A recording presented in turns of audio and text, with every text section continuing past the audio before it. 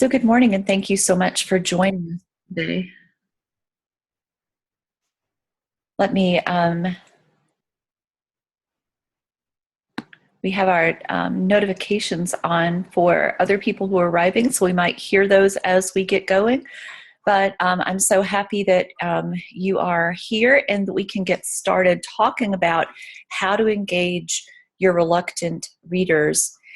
First, I think that we should introduce ourselves at process effect. Let me get to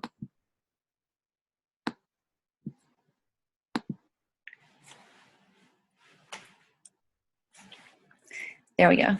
I just needed to make us full screen. Sorry about that. It's 8 o'clock on a Saturday, and I've been up for a few hours, but it still is a little different running a webinar at 8 o'clock on Saturday.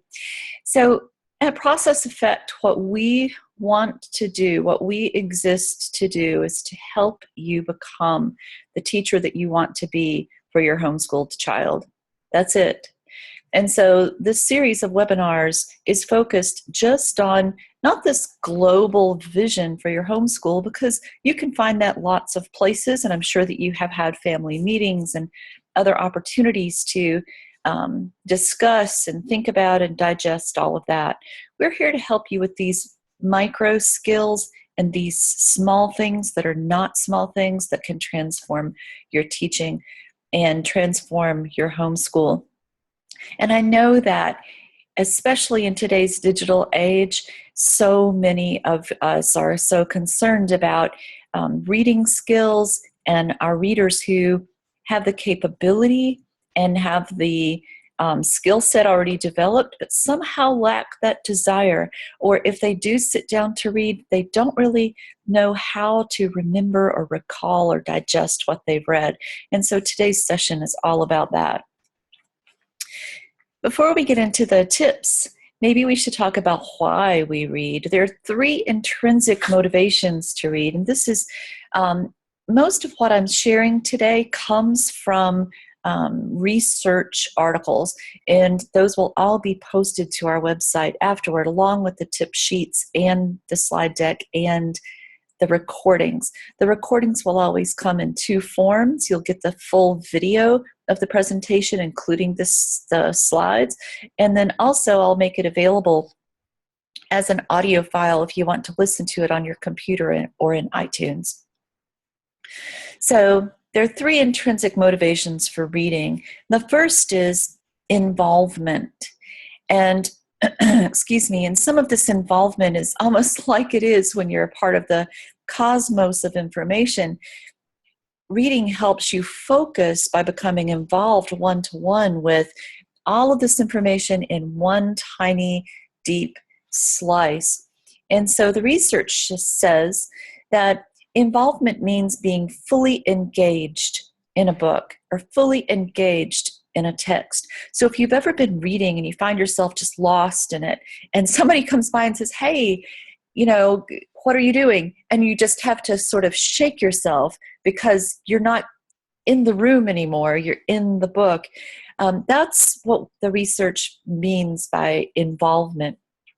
And it could be that you've seen your children do this before, and they can do this at any level. They don't have to be reading a Jane Austen novel or even Harry Potter. They can do this in a children's book as well. But if you've ever seen your children lost in something, then they already have that emotional and psychological attachment to text and to stories and to ideas that we want. And then all we have to do is call them back to that with tips that we'll share later. But if you haven't seen your child lost in it, in the way that you see them sometimes lost in a game or lost in something that they're watching, a movie or something they're watching on television, they still do have that involvement and that attachment to some other kind of transportive experience, and we can bring that back to reading. Involvement includes a sort of emotional engagement with the text. And this is not the sort of emotional engagement they have with other people. It's an emotional engagement where they're able to find themselves and find their brains really living in this other world. So it can be a fictional world they're reading about. It can be a Bible story they're reading about. They can read about, excuse me, they can read about, crossing the Red Sea or living off of manna every day and be emotionally attached to that moment and emotionally involved so that they really understand it on a deeper level.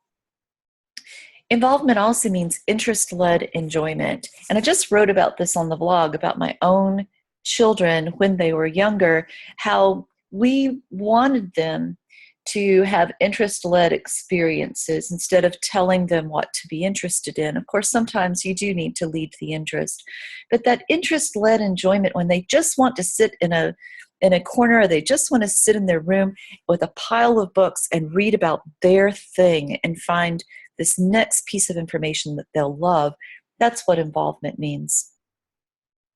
The second intrinsic motivator for reading is curiosity. If you've ever watched any kind of animal, one of the defining factors of anything that is animated and can move is its curiosity.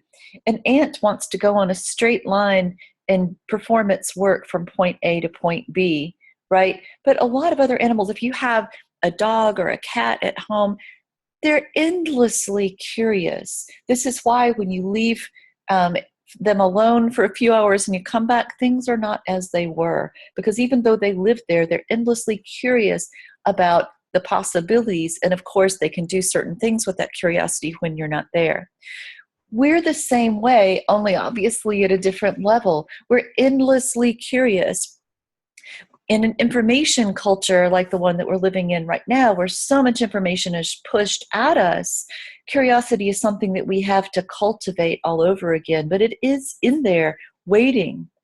And so how do we build curiosity in learners who might have been bombarded by so much information they've forgotten to be curious? The first is through readings that pique their interests. So if we are doing interest-led curriculum, or if you know something that your kid loves more than anything else, throw those readings and books at them. And even if they don't read them when you're around, they'll pick them up when you're not, because they're curious, because they're interested in that thing. They're interested in aliens or sports cars or American Girl or whatever it is, and they'll pick the book up when you're not around and let their curiosity drive their reading. Also, readings that just spark their curiosity. And a lot of titles you'll find at the library are curiosity-sparking titles. So, how to do this, or why did this happen? See, maybe they have some potential interests that they don't know about yet. And so you can get them interested by trying to answer those why questions and bring whys to them along with a little evidence and have them start reading that way. Also, readings that help them learn a new amazing thing. And sometimes it's useful to think, this might be something that they didn't think that you would want them to know. So how to build a fire in the backyard using just rocks and sticks, whatever. Think about something that's kind of amazing and interesting, something about space, some new idea that they can't hear about on TV, that doesn't come to them through their favorite YouTube channel. They want to know it, but maybe they've just never heard of it yet. As soon as they hear about it, they'll want to know, and they will be amazed that you want them to know this thing, that you'll let them. And so sometimes it's on this permission-based, your level, that you're going to open this little crack and say, you know what? I think you might be ready to know about X. And then you open that little crack and whoops, there's a book. You can start learning about it if you want. And they will jump and leap to that idea. The third intrinsic motivator for reading is socialization. This is not the kind of socialization we're always hearing about in homeschool, but instead, the idea to socialize or to develop what we call a sociality around reading and around books and around the ideas in books. Because readers want to share what they've read. If they have that level of involvement, if they've satisfied their curiosity with the text, they can hardly wait to tell somebody else about it. Now, that other person might not be you, It might be their siblings or their peers when you get to co-op or whatever, but they want to share that. They want to talk with others about books. They do. Readers do. We always have. We still do. Readers want to read what their peers read. And so some of it comes from the reader that, oh, I read this thing. Have you read about this thing? Did you know that you can go in the yard and start a fire with that sort of thing? But also when they get to co-op or they're with other people or even with older siblings, they'll want to see what that person is reading. And that becomes an aspirational thing for them to read what the other people are reading. They hear about it. They might see that book sitting on the table and they want to read that. So how do we do it? How do we get these intrinsic motivators, which we probably already knew about, or you've had an instinctive knowledge about it, and this is what the research shows. How do you get it to happen?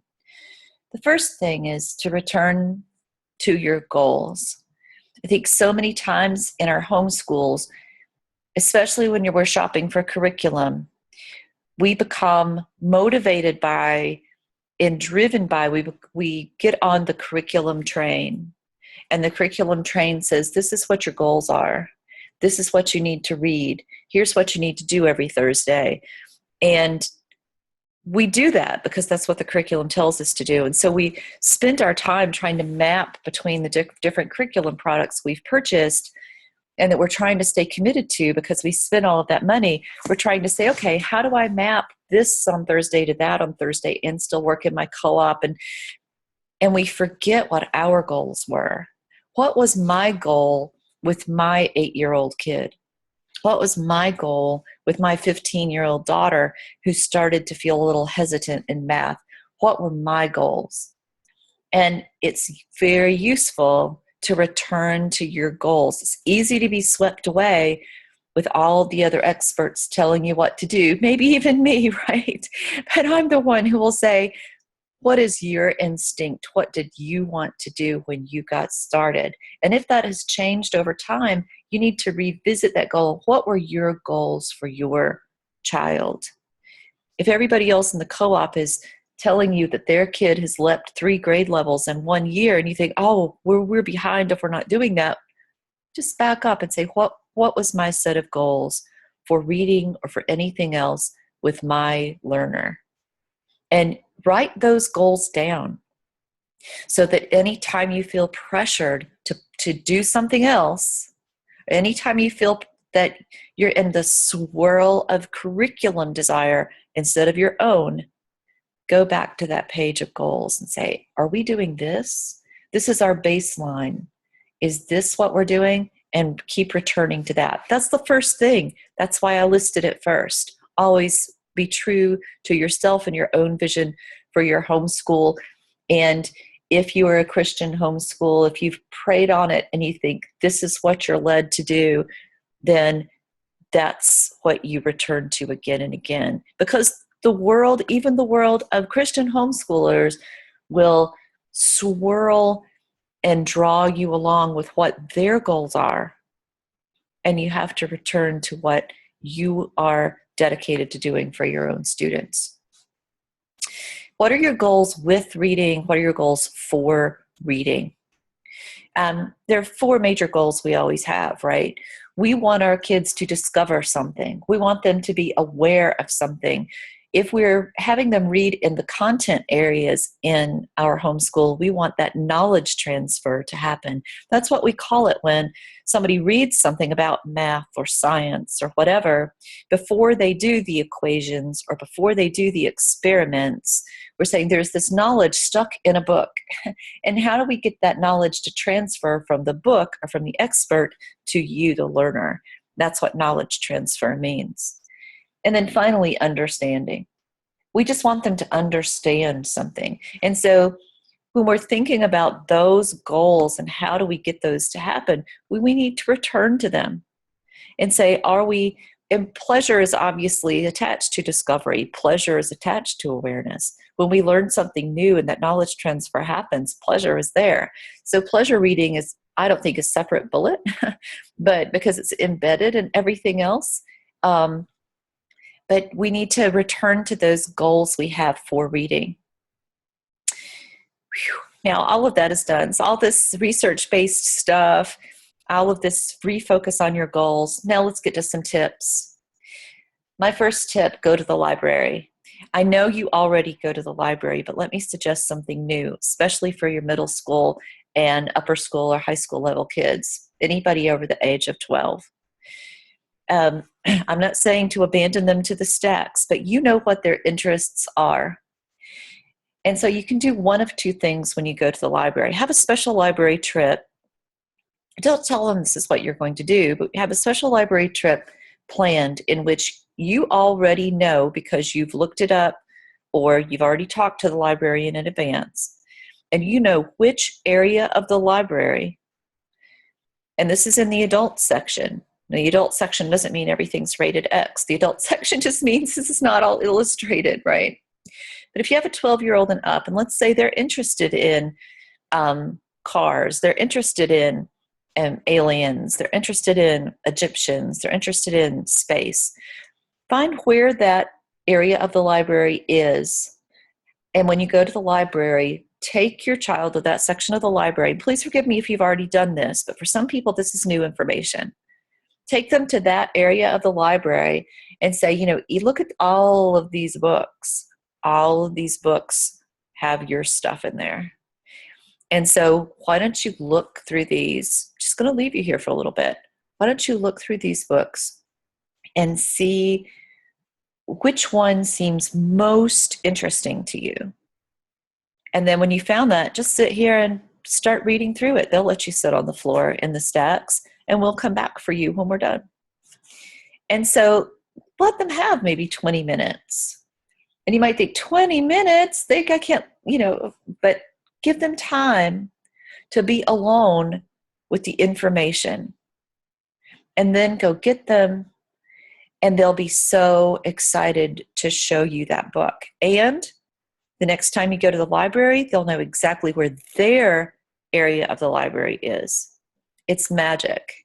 It's just a magical thing. I've even done this with college students who never knew that there were areas of the library that were just focused on the thing they were interested in. They had no idea there were so many books available for this small little tiny thing they thought only they and a few people that they had Googled were interested in. So that's magical. If you don't want to do that work, or if you would like to have your student build a relationship with the librarians, you can go into the library that day and talk to the librarian or the reference librarian and say, Jennifer is interested in X. Can you please show her where those books are over in the regular adult section? And let the librarian take the lead. But how do you build an engaged learner? This is an interest-led reading experience, but this is also a lifelong learning experience. And this is, I can still go to places in the library that were mine when I was 12, or that were mine when I was 15. Even though now I have very different interests, I know exactly the number and the letters to find in any library to go, no matter how they're cataloged. The second is create a quiet place for uninterrupted reading. I know that our homeschools can be very hectic places, and readers need a place for uninterrupted reading, and not just at the library. This doesn't mean that the whole house has to be calm and quiet for 2 hours a day so everyone can read, but each learner in your home, especially learners 12 and above, when that reading attraction might be lost to devices. And that's a separate thing that I don't even have in this presentation. That's probably a separate webinar that's coming up, is how do you manage the distraction of the devices. But when that attraction might well be lost or on the way to being lost, we want to make sure that we have a place, a device-free place, where people can go with their stacks of books and their notebook and pen if they need to, and have a quiet place for uninterrupted reading. I have some ideas for essential oils that could put them in the mood for it and to help them focus and concentrate. There are also ways that we can create nice little reading heavens, or heavens, that is what they are, aren't they? Havens at home. But we need a quiet place for uninterrupted reading. Absolutely essential for readers so that they have a distraction-free place. I know that's hard these days, but we have to dedicate ourselves to doing that. We also need to distinguish content reading, like the stuff that's in the curriculum or the stuff that you need to read for history, so that we're going to talk about it as a family this week, from love reading. The stuff that they love to do, their interest-led stuff. Sometimes, not everything in the curriculum can be interest-led reading. Let's just face it. There's state requirements. The state requirements say you have to educate in these areas, and we want our students to be well-rounded. So we say, there are different subjects that we have to read, and maybe they're not as interested in that. So let's just separate that content reading from the love reading, but always give that love reading a place, even though the state might never test on it, etc. And let's not try to over-integrate the love reading or the interest-led reading into the curriculum, because we don't want to crush the one thing that might be precious to them in their reading lives. I think very frequently I see parents who are awesome parents, and they're like, they love spaceships. We could just make everything this year about spaceships. And at the end of the year, the kid no longer likes spaceships, not because the natural interest fell away, but because it became a part of all the work. And that's tragic. I've had students who are now college students, now some of them have graduated from college, who came to me right out of homeschool, and they wanted to learn something new, and they wanted me to tell them what to be interested in for their research papers, for instance. They didn't want to, I'm like, well, choose something that you like. And they had been so burned out on interest-led curriculum that they didn't want to like a new thing on their own, and that's tragic. So just try to distinguish the content reading from the love reading. Also realize that not every subject needs a book or a text-based curriculum. I know a lot of people want to sell you a book on how to be physically active with your student. But kids know how to be physically active, and you know how to be physically active with them. There's nothing wrong with playing Red Rover in your backyard and calling that your physical activity. You don't need to have a $50 book on how to be active with your kid. So realize, and your child certainly doesn't need to read the rules of kickball in a book in chapter 7. So realize that not every subject needs a book or a text-based curriculum. Your kid doesn't need to read about everything. And that's very important. And right now, when everybody is selling curriculum, and I appreciate them and respect them for it, everybody is trying to help you. That's awesome. But you don't need to buy all of it, and your kid doesn't need to read all of it. And there are certain things your child does not need to take a test on. They don't need to read about it, so that they associate reading with the test. Let's try to carve as much of that as we can out of the curriculum and bring back full one-to-one interaction and activity instead. This goes along the same lines. Rethink the text heaviness of your curriculum. When you're choosing your curriculum every year, even for what you've already purchased, think about how much reading is involved every day. How much reading is involved every week? How much of that is necessary? And how much can be managed in a different way, especially for your reluctant reader? It could be that you need to take a whole academic year, a whole school year, and focus more on you explaining, on finding Khan Academy or other videos, on finding other kind of media, on finding other experts if you're not expert in everything they need to know, and making it more interpersonal instead of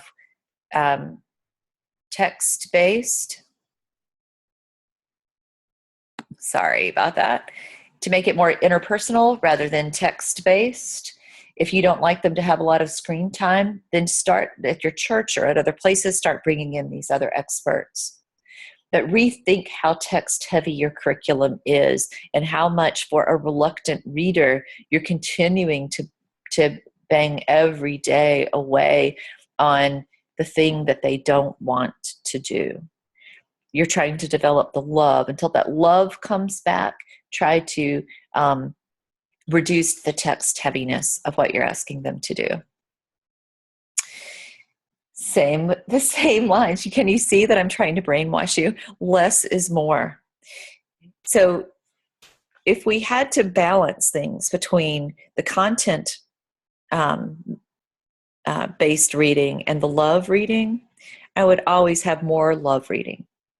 And the content can be managed and delivered to your learner in 57 different ways that don't involve them sitting alone with the book to read it so they can take a test. So there are other ways to learn science than reading chapter 7.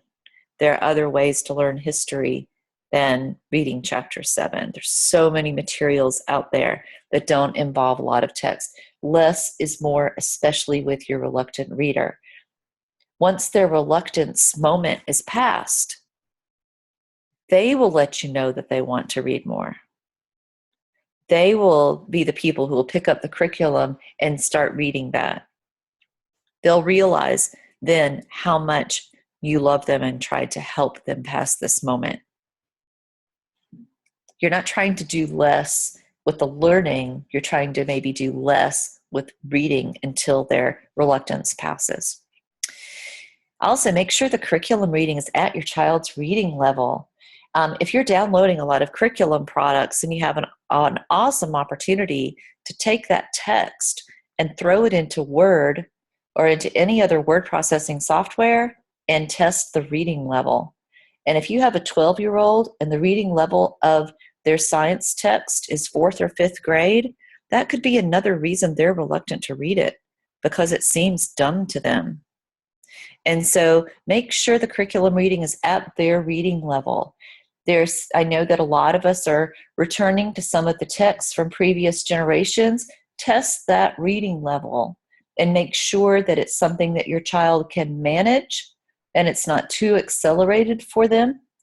When we're returning to, and so this is a kind of a sidebar on this slide that I created for you, but when we're returning to a lot of the 19th century and early 20th century text, realize that the syntactical patterns of those sentences are different. We're attracted to them because it seems very formal in the way that people used to talk and write. That's true.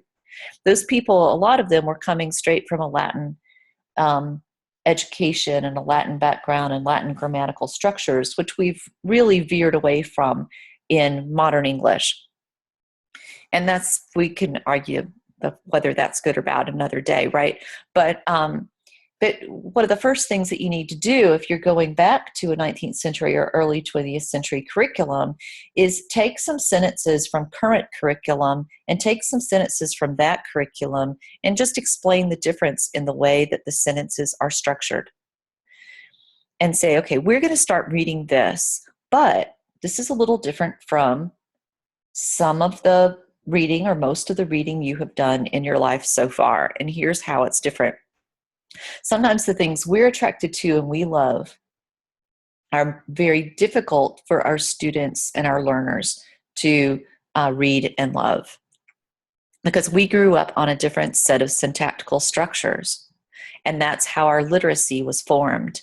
And our students, even if they know how to scan and read the words, they know how to make meaning of sentences, their essential core literacy is structured differently than ours because theirs was structured on modern English, a lot of media driven English, a lot of passive voice, a lot of careless usage. And so it's difficult for them to instantly drop into these older structures. I love the older structures. I love the older syntax because, of course, it's what I used to love, loved it all my life. But just realize that that's not a reading level issue as much as a syntactical and sentence structure issue, but it's something that you need to confront if you're using the McGuffies or any of the other information, curriculum, and books from previous generations. Explain the relevance of each reading. When we talk about less is more and trying to make things less text heavy, we also want to make sure that we understand the relevance of each reading. You have to be in each of the readings. Don't just have them read chapter 7 if you've never even glanced at it. You need, as the teacher, to contextualize it and say, okay, this is what we've already learned, and this is what we're about to learn. And that's why these 3 pages you're going to read right here are super important. And when you're there, here's what I want you to focus on.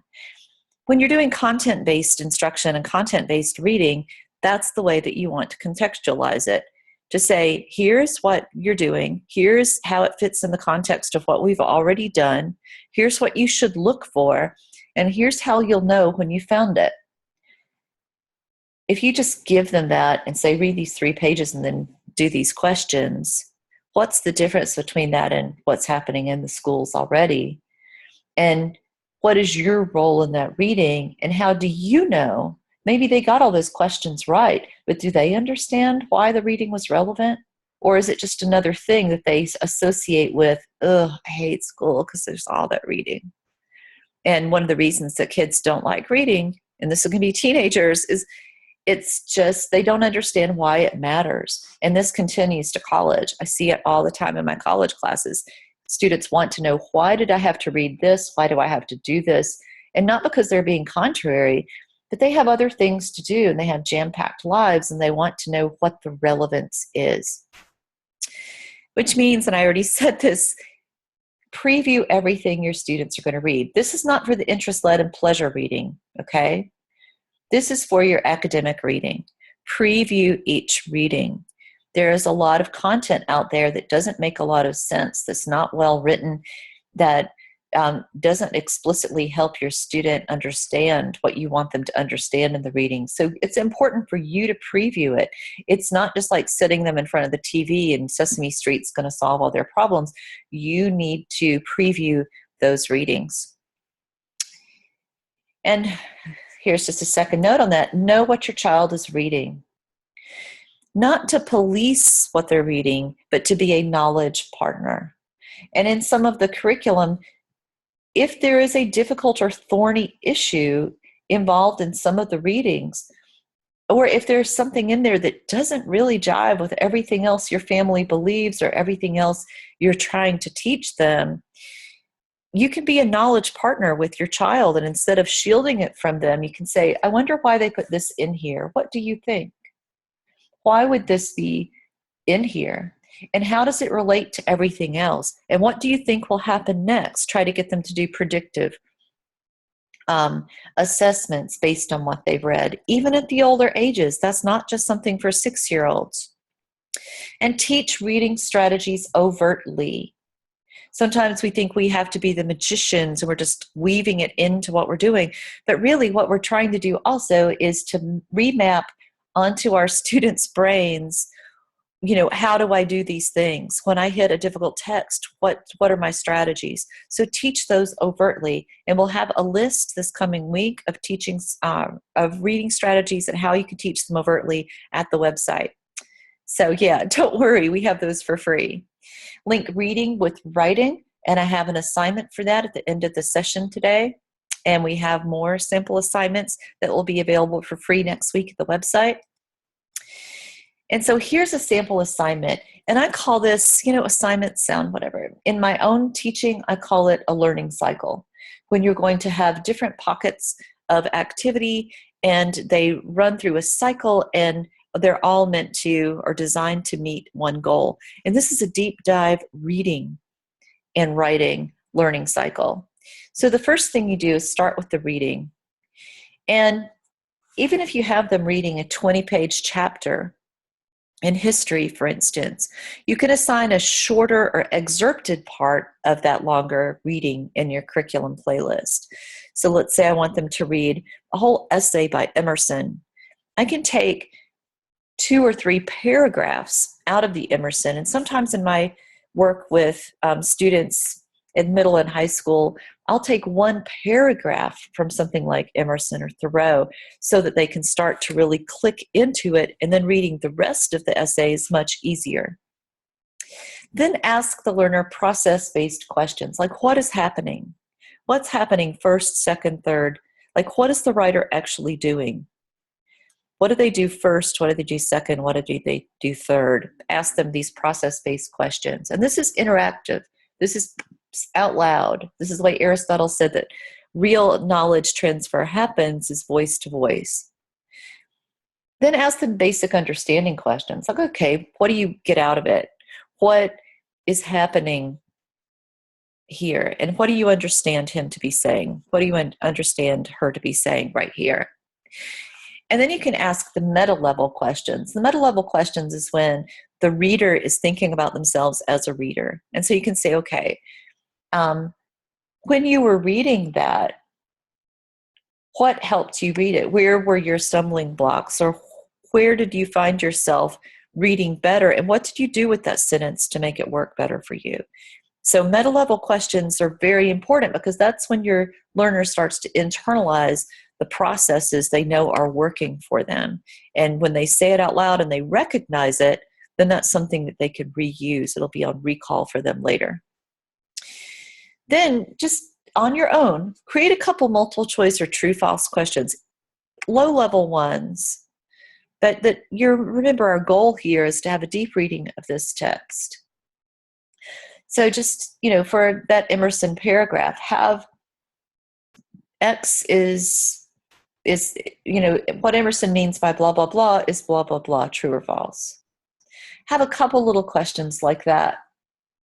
And then require a defense of their response. That defense is written.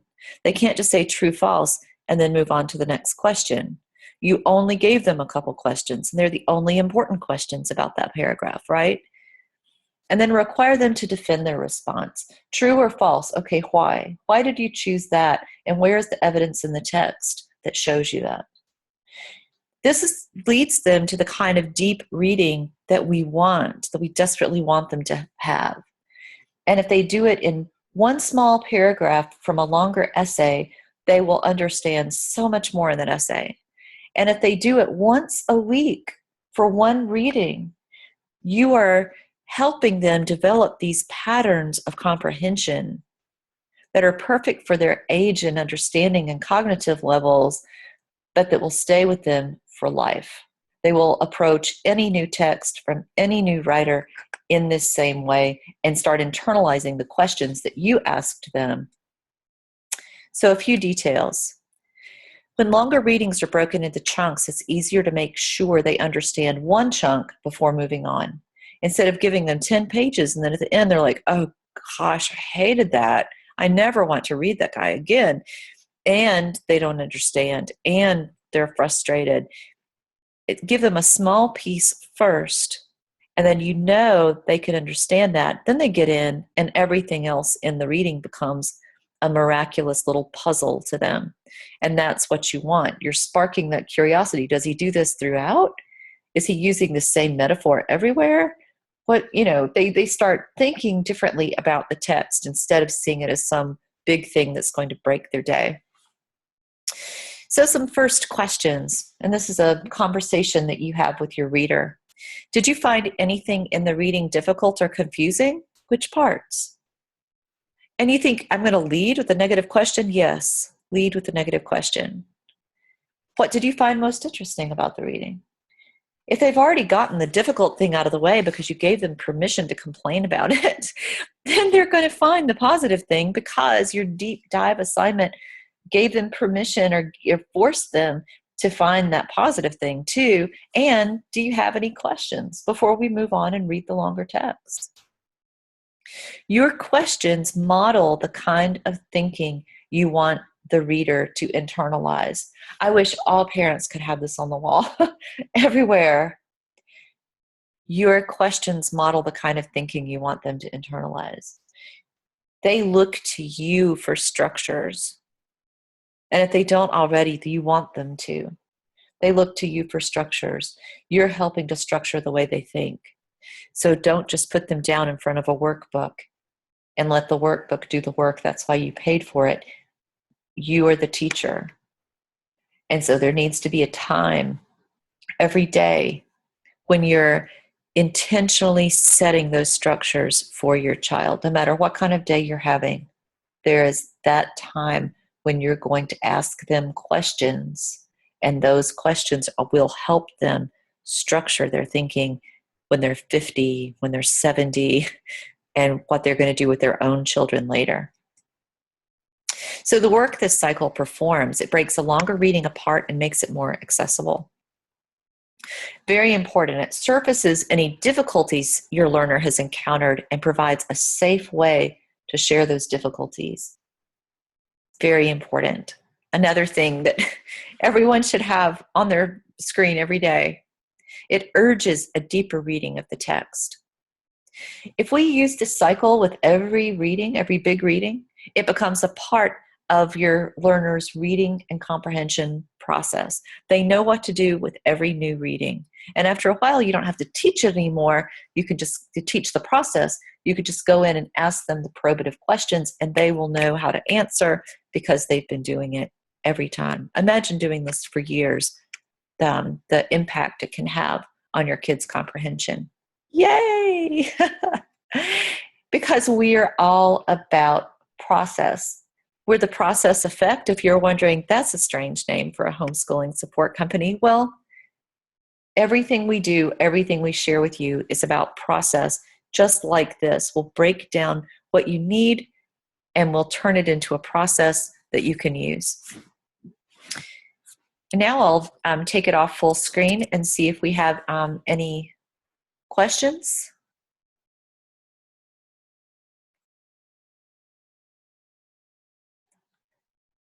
And I'll stop recording now.